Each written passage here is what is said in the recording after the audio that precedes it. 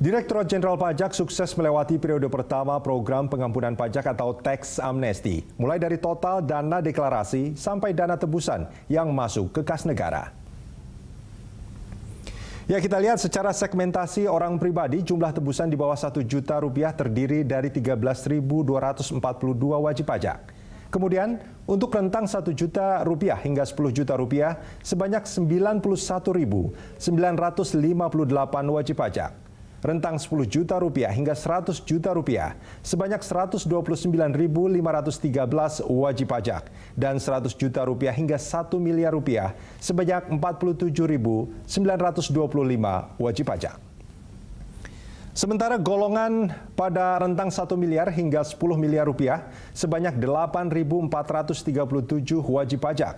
Rentang 10 miliar hingga 50 miliar rupiah, sebanyak 736 wajib pajak. Rentang 50 miliar hingga 100 miliar rupiah, sebanyak 71 wajib pajak. Dan ada 32 wajib pajak yang membayar dana tebusan di atas 100 miliar rupiah. Untuk wajib pajak badan usaha, tebusan di bawah 1 juta rupiah meliputi 13.823 wajib pajak. Tebusan pada rentang 1 juta hingga 10 juta rupiah, sebanyak 28.559 wajib pajak. Tebusan pada rentang 10 juta hingga 100 juta rupiah, sebanyak 23.785 wajib pajak. Dana tebusan pada rentang 100 juta hingga 1 miliar rupiah meliputi 8.866 wajib pajak. Tebusan 1 miliar hingga 10 miliar rupiah berjumlah 1.208 wajib pajak.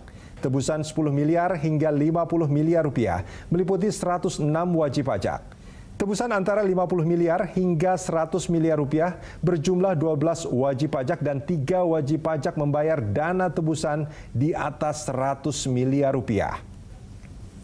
4 hari menjelang periode pertama tax amnesty berakhir, Ditjen Pajak merilis dana repatriasi paling besar berasal dari Singapura, yakni sebesar 39,47 triliun rupiah.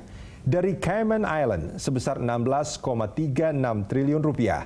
Repatriasi dari Hong Kong sebesar 12,43 triliun rupiah, dari Cina sebesar 3,52 triliun rupiah, dan dari Virgin Island sebesar 1,87 triliun rupiah. Sukses periode pertama, pemerintah optimistis target akan dicapai pada periode kedua dan ketiga yang akan berakhir pada Maret 2017.